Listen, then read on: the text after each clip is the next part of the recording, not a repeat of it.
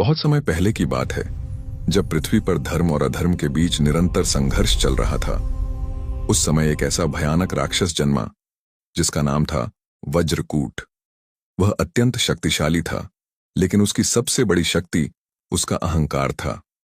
कहा जाता है कि वह तपस्या करके ब्रह्मा जी से ऐसा वरदान प्राप्त कर चुका था कि उसे किसी भी देवता, मनुष्य या असुर द्वारा पराजित नहीं किया जा सकता था, जब तक वह स्वयं अपनी शक्ति का दुरुपयोग न करे। वज्रकूट ने धीरे धीरे तीनों लोकों में आतंक फैलाना शुरू कर दिया। उसने यज्ञ रोक दिए, आर्षियों की तपस्या भंग कर दी और देवताओं के कार्यों में बाधा डालनी शुरू कर दी। स्वर्गलोक तक उसकी पहुंच बढ़ गई और देवता भी उससे भयभीत होने लगे। उसकी गर्जना से पर्वत कांप उठते थे और समुद्र अशांत हो जाते थे। देवताओं ने मिलकर भगवान विष्णु से प्रार्थना की। उन्होंने कहा, हे नारायण, इस राक्षस ने संपूर्ण सृष्टि में अराजकता फैला दी है। अब केवल आप ही हमें बचा सकते हैं। भगवान विष्णु ने अपनी शांत मुस्कान के साथ कहा, अधर्म चाहे जितना भी शक्तिशाली क्यों न हो, उसका अंत निश्चित है। भगवान विष्णु स्वयं वज्रकूट का सामना करने के लिए उसके राज्य की ओर गए। लेकिन जैसे ही वज्रकूट को इस बात का पता चला, उसने अपनी माया से पूरे आकाश को अंधकारमय कर दिया। चारों ओर भयानक ऊर्जा फैल गई। उसने विष्णु जी पर एक के बाद एक शक्तिशाली अस्त्र चलाए। वज्रकूट की शक्ति इतनी अधिक थी कि भगवान विष्णु को पहली बार लगा कि यह संघर्ष सरल नहीं होगा। राक्षस ने एक विशाल अग्निचक्र छोड़ा, जिसने आकाश को चीर दिया। उसकी शक्ति के प्रभाव से स्वयं वायु भी अस्थिर हो गई।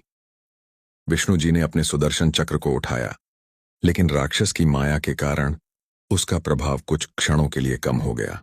स्थिति गंभीर होती जा रही थी। तब भगवान विष्णु ने तुरंत अपने वाहन गरुड़ का स्मरण किया। गरुड़, जो वेदों के ज्ञानी और अत्यंत तेजस्वी थे, तुरंत प्रकट हुए। उनके विशाल पंखों की ध्वनि से ही आकाश की ऊर्जा संतुलित होने लगी। गरुड़ ने कहा, प्रभु, आप चिंता न करें, मैं इस अधर्म का अंत करूंगा। फिर गरुड़ ने अपनी तेज गति से वज्रकूट पर आक्रमण किया।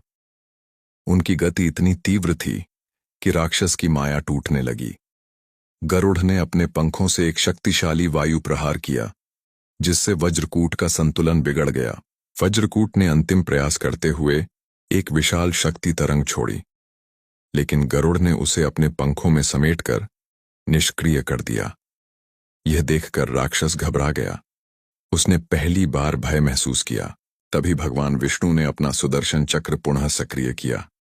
जैसे ही राक्षस की माया कमजोर हुई, चक्र अपनी दिव्य गति से आगे बढ़ा।